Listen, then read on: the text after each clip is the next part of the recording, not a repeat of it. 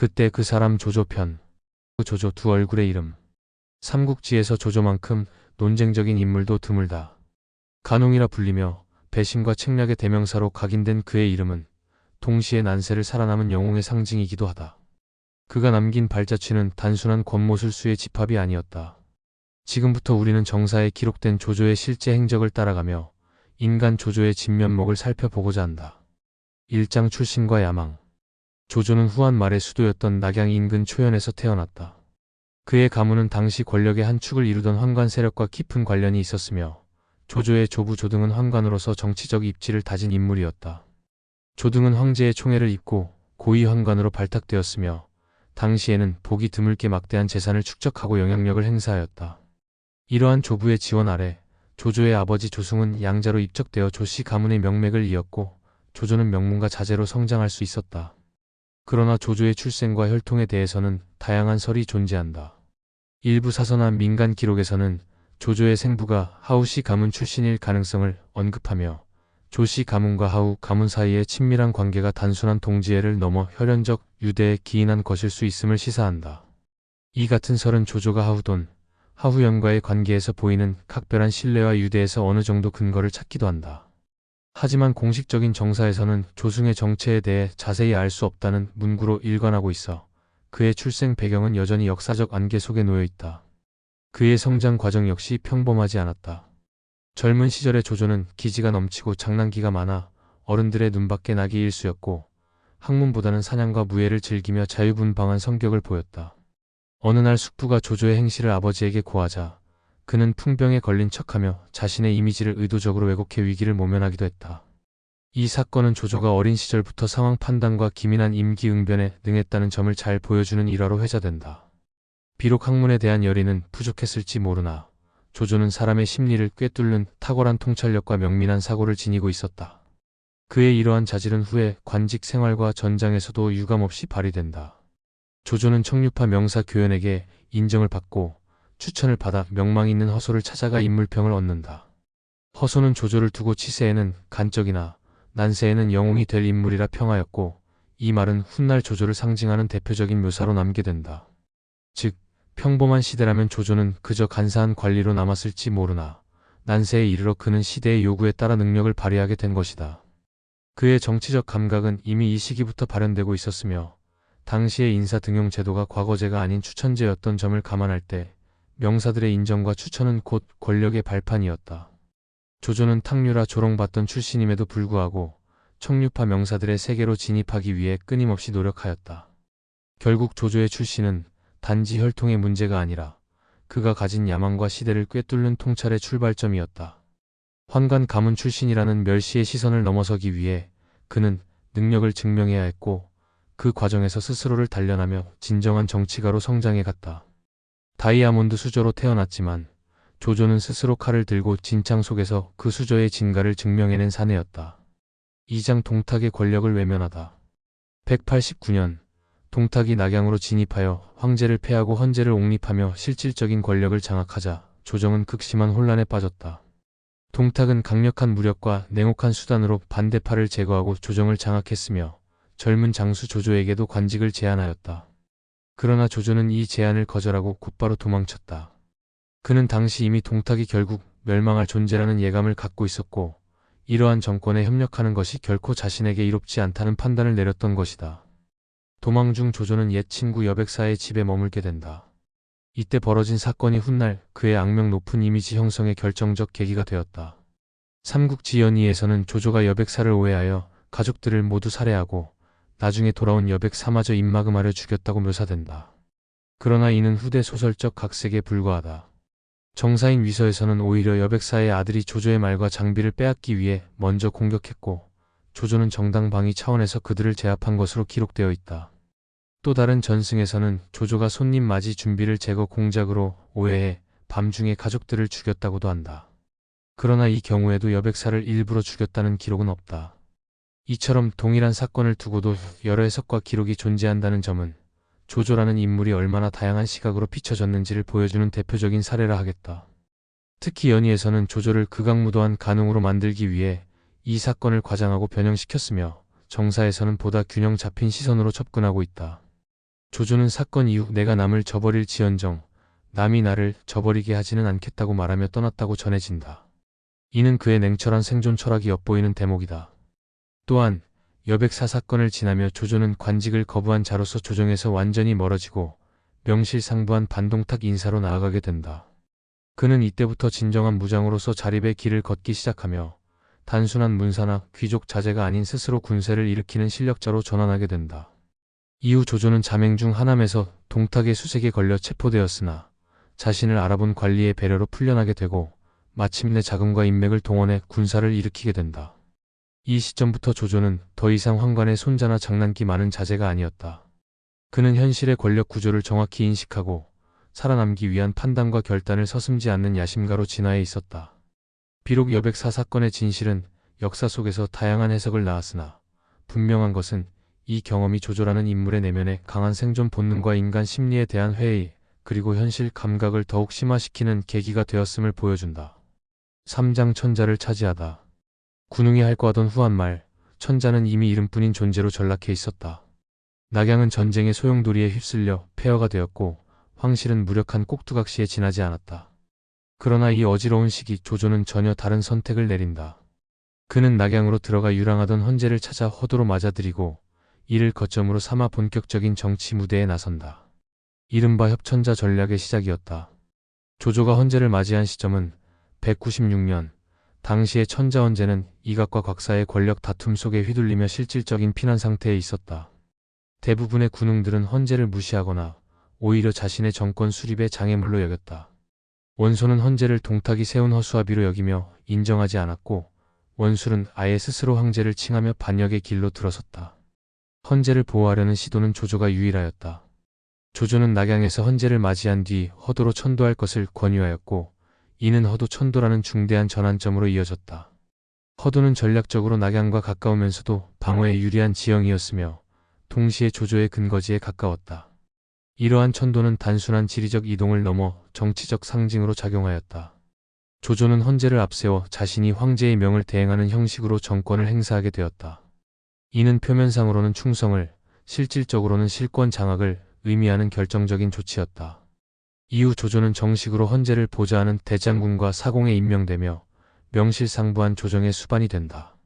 표면상으로는 한 왕조를 다시 일으킨 충신이었으나 실질적으로는 천자의 권위를 등에 업은 새로운 권력의 중심이었다. 천자의 칙령이라는 이름 아래 다른 군웅들을 정벌할 명분이 생겼으며 그가 내리는 모든 조치는 황실의 뜻이라는 외피를 두를 수 있었다. 협천자는 단순히 황제를 앞세운 허울 좋은 명분이 아니었다. 조조는 이 칭호의 무게와 정치적 가치를 누구보다도 명확히 이해하고 있었다. 당시 대부분의 군웅들은 무력을 앞세워 세력을 확장하는 데 집중했지만 조조는 민심과 정통성이라는 보이지 않는 자산을 쌓아갔다.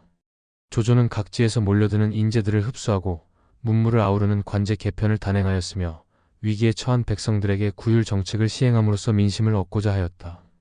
그의 정치는 단순한 군벌의 수준을 넘어서 있었다. 당시 조조가 황제 곁에 머물며 시행한 대표적 조치는 바로 전시행정이었다. 그는 조정의 틀을 복원하며 황실을 상징적 존재로 재건하고 대소신료의 관직과 제도를 정비하였다. 명실상부하게 허도는 새로운 수도가 되었고 조조는 그 중심에서 모든 명령을 하다라는 통치자의 위치에 섰다. 또한 그는 자주 내가 무력을 앞세운 자가 아님을 세상에 보여야 한다는 생각으로 황제의 이름을 적극적으로 활용하였다. 군사를 동원할 때에도 정벌을 감행할 때에도 늘 명분은 헌제의 칙령이었으며 조조는 자신이 단지 황제를 보좌할 뿐이라는 자세를 고수하였다. 이러한 이중적 태도는 비난과 찬사를 동시에 받았으나 결과적으로 조조를 권력의 정점으로 이끈 핵심 전략이었다. 조조의 협천자 전략은 시대를 꿰뚫는 통찰의 산물이었다. 대부분의 군벌이 일시적인 이익과 군사력의 과시에 집중하고 있을 때 조조는 보다 넓은 판을 보며 움직였다. 그는 정통성과 명분이란 정치적 자산이 단순한 무력보다 더 오래 지속될 수 있음을 정확히 알고 있었다. 한 왕조의 마지막 황제를 등에 업고 움직인 조조의 선택은 단순한 기회주의가 아닌 정치 철학과 리더십이 결합된 결과였다. 이제 조조는 단순한 군웅이 아니었다. 그는 천자의 조정을 거느린 실질적인 국정 운영자였으며 허도를 중심으로 삼국시대의 새로운 중심축을 형성하고 있었다. 혼란의 시대, 조조는 협천자라는 이름 아래 권력을 정비하고 민심을 모으며 드디어 천하통일을 향한 거대한 포석을 완성해 나가고 있었다. 사장 관도대전. 후한 말 천하의 대세는 원소에게 기울고 있었다. 그의 휘하에는 수십만 대군이 집결하였으며 유장한 병참선과 보급망은 전쟁을 지탱할 충분한 기반이 되었다. 반면 조조의 병력은 열세였고 보급도 턱없이 부족하였으며 지세마저 원소에게 유리한 형국이었다. 그러나 이러한 절대적인 열세 속에서도 조조는 관도에서 기적과도 같은 승리를 이끌어낸다. 관도대전은 단순한 일회성 전투가 아니었다. 그것은 수년간 누적되어 온 대립의 결정체였고 조조와 원소 두 인물이 대표하는 세계관의 충돌이었다. 조조는 속전속결과 기민한 판단으로 움직이는 전략가였으며 원소는 형식과 절차에 충실한 귀족 출신의 군벌이었다. 이 차이는 두 사람의 작전 운용과 지휘 방식에서 극명하게 드러났다. 초기 전투는 조조에게 불리하였다. 원소는 군세의 우위를 바탕으로 지속적인 압박을 가하였고 조조는 방어에 급급한 처지에 놓였다. 특히 서주에서 유비가 반란을 일으키자 조조는 후방의 불안을 해소하기 위하여 결단을 내려 직접 출정하여 유비를 격파하였다. 이는 단기적으로는 위험한 선택이었으나 결과적으로는 전략적 후환을 제거한 탁월한 판단이었다. 그러나 관도 본전은 더욱 가혹하였다. 조조는 끊임없는 전투와 장기 포위전 속에서 병력과 물자가 빠르게 소모되었고 한때 퇴각을 고려할 만큼 위기에 몰렸다. 그러던 중 뜻밖의 인물이 나타난다. 바로 원소의 참모였던 허유가 조조에게 귀순한 것이다.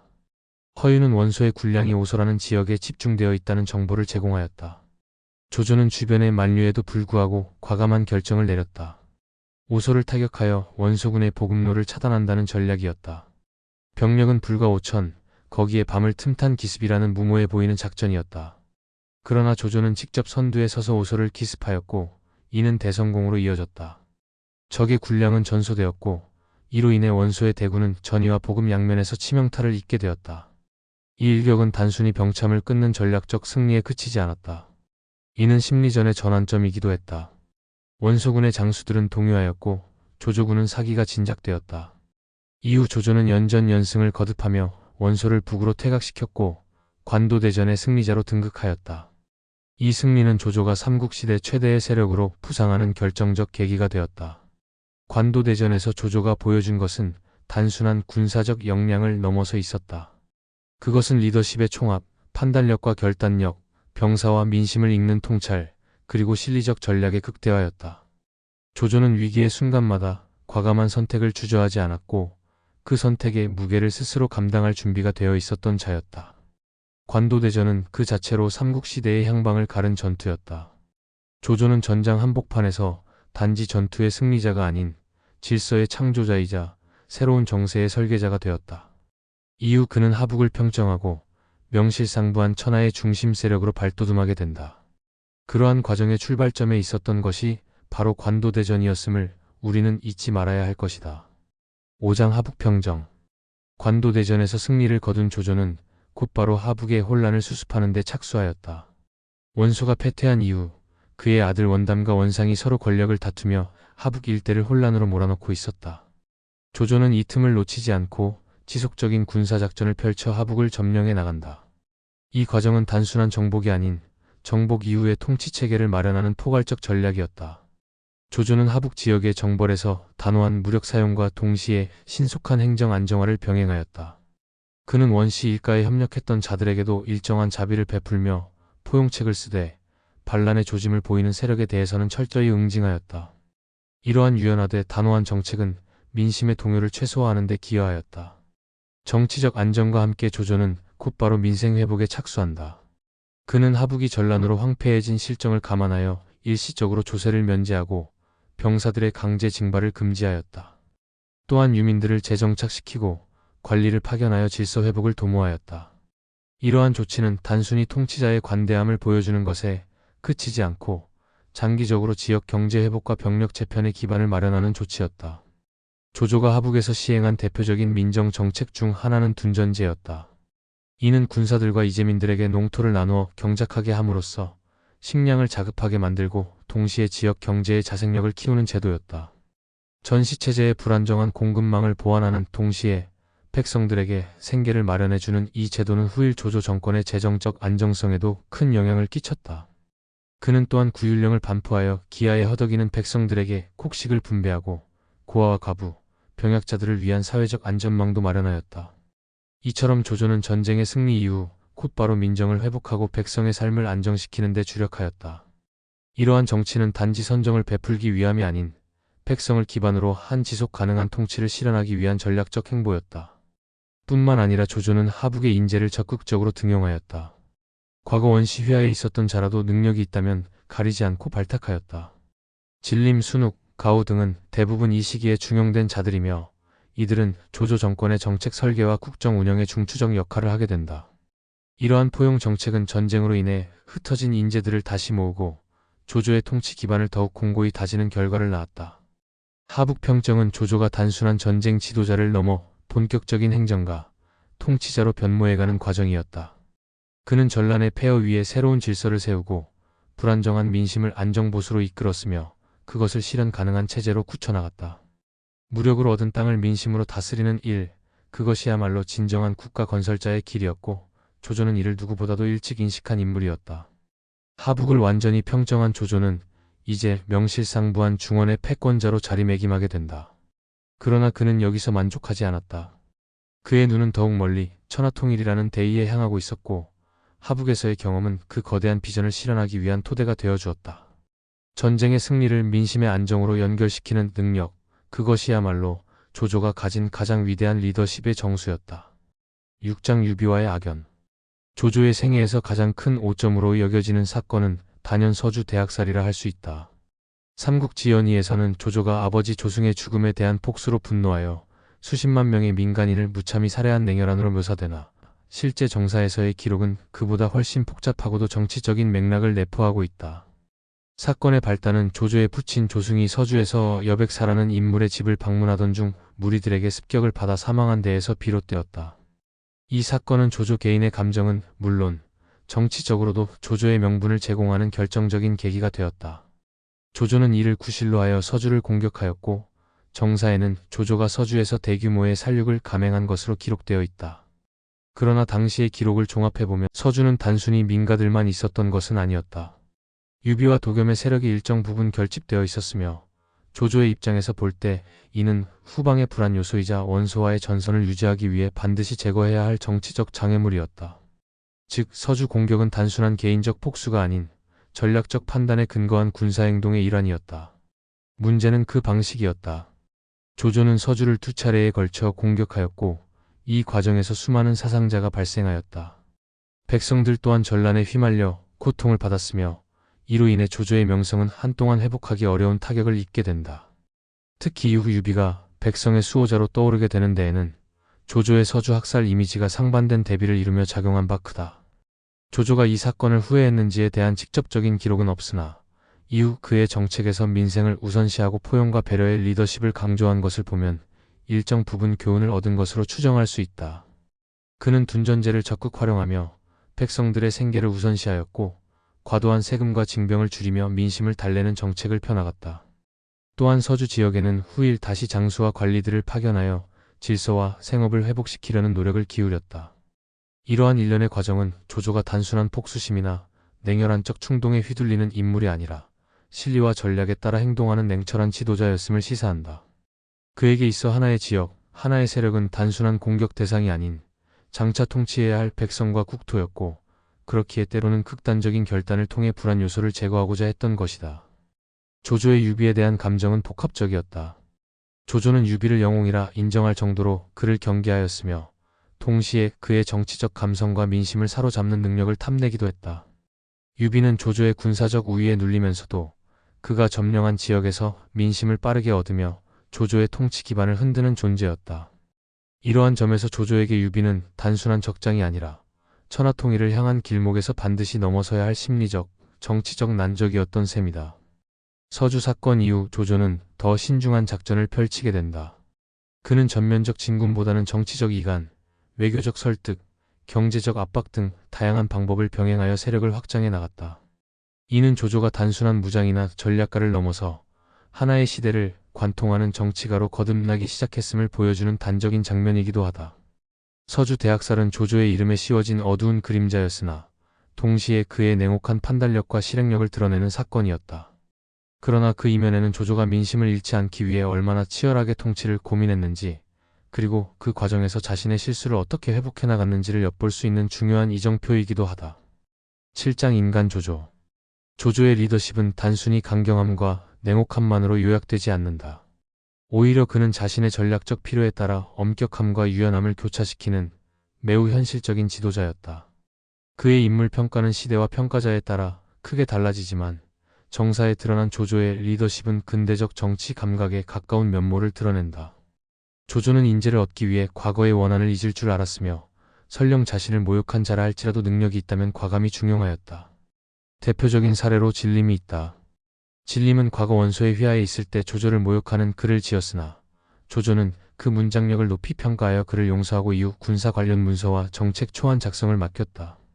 이는 조조가 감정에 치우치지 않고 실리를 택하는 인물이었음을 방증한다. 또한 조조는 부하에 대한 포용력 또한 남달랐다. 조조 휘하의 명장 허전은 무인 출신으로 학문과는 거리가 멀었으나 조조는 그 충성심과 용맹을 누구보다 아꼈다. 그는 허저에게 단순한 호위 역할을 넘어서 국가기강 유지에 중요한 직책을 맡기며 장수로서 자존감을 북돋았다. 마찬가지로 하후돈, 하후연 등 친족 장수들에 대해서도 무조건적인 신뢰보다는 능력과 공로에 따른 철저한 성과주의를 적용하였다. 한편 조조의 통치 전략은 군사적 승리 이후에도 철저한 정비를 동반하였다. 그는 정복한 지역에 즉시 문관을 파견하여 민생을 수습하게 하였고 토지 조사를 실시하여 조세의 기준을 명확히 하였다. 특히 황건적의 잔당이 남아있던 청주 지역에서는 청주병이라 불리는 자위적 군사 조직을 양성하여 지역의 치안을 유지하게 하였다. 이는 단순한 군사적 진압을 넘어서 백성들의 자발적인 참여를 유도한 선진적인 정책이었다. 둔전 제도의 도입도 조조 리더십의 대표적 사례다. 조조는 전쟁이 장기화되며 군량 문제가 심각해지자 병사들에게 직접 토지를 개간하게 하여 자급자족의 기반을 마련하도록 하였다. 이를 통해 조조군은 외부 보급에 덜 의존하게 되었으며 동시에 전후 민심 수습에도 유리한 조건을 확보하였다. 이 정책은 후일 위나라가 강력한 중앙 집권 체제를 갖추는 데 초석이 되었고 후대 제국들도 이를 모방하게 되었다. 조조는 또한 자신이 실책했을 때 이를 부하에게 전가하지 않고 스스로 책임을 지는 지도자였다. 그는 전투에서의 패배 시에도 부하 장수들을 나무라기보다는 전략의 허점을 분석하고 다음 기회를 노렸다. 이러한 자세는 부하들의 사기를 높였고 결과적으로 조조의 군대가 결속력을 유지한 채 장기간 작전을 수행할 수 있게 만든 기반이 되었다. 그는 또한 정치적으로 불리한 조건 속에서도 정면 돌파보다는 유화책과 이간책을 병행하며 질서 있는 확장을 추구하였다. 예컨대 원소와의 대립에서 조조는 직접적인 충돌보다는 측근 세력들을 포섭하거나 반란을 유도함으로써 점진적 약화를 유도하였다. 유비에 대해서도 마찬가지로 단순한 군사적 제압이 아니라 심리전과 회유, 정치적 압박을 병행하며 대응하였다. 이처럼 조조는 냉정한 계산과 실리를 중심으로 한 리더십을 지닌 인물이었다. 그러나 그는 결코 단선적인 폭군이 아니었고 자신의 권위를 정당화하기 위해 정통성을 중시하며 한나라 황제를 보좌하는 형식을 끝까지 유지하였다. 이러한 태도는 조조가 단순한 무력 정권이 아닌 문무를 아우르는 정통 국가를 수립하고자 했던 의지를 보여준다. 결국 조조의 리더십은 냉정한 판단력, 실용적 포용력, 정치적 유연성이라는 세 요소로 요약될 수 있으며 그는 안세에 요구되는 모든 자질을 지닌 진정한 의미의 리더였다고 평가할 수 있다. 그의 치열한 삶은 권력의 정점에서조차 결코 쉬운 길을 걷지 않았고 그 안에는 한 인간으로서의 고뇌와 국가 경영자로서의 결단이 절묘하게 교차하고 있었다. 8장 조조의 마지막 선택. 조조는 생애 말년에 이르러 자신의 유업을 후대에 어떻게 남길 것인지에 대해 깊은 고민에 빠졌다. 그는 일찍부터 후계자 문제에 민감하게 반응하였고 단순한 혈연보다는 역량에 따른 선택을 중시하였다. 조조는 여러 아들들 가운데 조비를 후계자로 낙점하였으며 이는 위나라 건국이라는 결실로 이어지게 된다. 그러나 조조는 단순히 조비만을 후계자로 키운 것이 아니라 조식과 초창 등 여러 아들들에게도 각자의 재능에 맞는 교육과 기회를 제공하였다. 조식은 문장과 시문에 탁월하여 건한 문학을 대표하는 시인으로 평가받았고 초창은 무용에 뛰어나 군사 분야에서 공을 세웠다. 이러한 교육 방식은 조조가 단순한 무력 지도자가 아닌 교양과 인재 양성에도 깊은 관심을 기울인 정치가였음을 보여준다. 그의 유언 또한 매우 주목할 만하다. 조조는 생전에 자신의 무덤을 검소하게 만들라고 명령하였다. 그는 거대한 능묘나 허례허식보다 실제 정치와 군사적 성과가 후대에 기억되기를 바랐다. 그는 길 위에 무덤을 만들고 무덤 위에 흙을 덮지 말라고 했으며 나는 한나라 신하로 살았고 천자의 권위를 빌려 세상을 다스렸으나 황제가 되지 않았다는 이미지를 지키고자 했다. 이는 조조의 권력욕이 끝내 황제 칭호를 마다한 실용적 통치 철학의 반영으로 볼 수 있다. 조조의 생애 마지막 몇 년은 질병과 후계 구도, 위나라 정비에 집중되었다. 특히 그는 조비의 정통성을 높이기 위해 황제 헌제에게 선양을 받도록 유도하는 여러 정지 작업을 진행하였다. 비록 조조 본인은 황제가 되지 않았지만 그는 위나라라는 새로운 체제를 실질적으로 설계하고 기초를 닦은 창업 군주였다. 이러한 그림자 군주로서의 역할은 후대의 조비, 조회로 이어지는 정권 안정에 결정적이었다. 그는 또한 자신의 사후 혼란을 방지하기 위한 조치를 철저히 하였다. 조조는 유언을 통해 중신들에게 조비를 중심으로 결속할 것을 명했고 동시에 경쟁자들의 권력을 분산시켜 반란의 싹을 잘라냈다. 이는 조조가 단지 생존을 위한 정치를 넘어서 장기적인 안목에서 나라를 경영한 지도자였음을 드러낸다. 역사 속 조조는 단순히 난세의 간웅이 아니다. 그는 자신의 죽음마저 정치의 수단으로 활용한 냉철한 전략가이자 자신의 시대를 넘어 다음 세대의 국가 구조까지 설계한 이상주의적 통치자였다. 그의 죽음은 단순한 권력자의 종말이 아닌 한 시대의 총결산이자 새로운 시대로 향하는 문이 열리는 순간이었다. 결국 조조는 살아있는 동안 자신의 신념과 방식대로 천하를 경영하였고 죽음 이후에도 남긴 제도와 유산은 수십 년 동안 위나라를 안정시키는 기반이 되었다. 그의 생애는 끝났지만 그가 설계한 체제는 이후 삼국시대를 넘어 진나라에까지 영향을 미쳤다. 그리하여 우리는 조조를 단순한 간웅이 아닌 난세의 질서를 부여하고 후대의 유산을 남긴 설계자로 기억해야 한다. 시청해주셔서 감사합니다.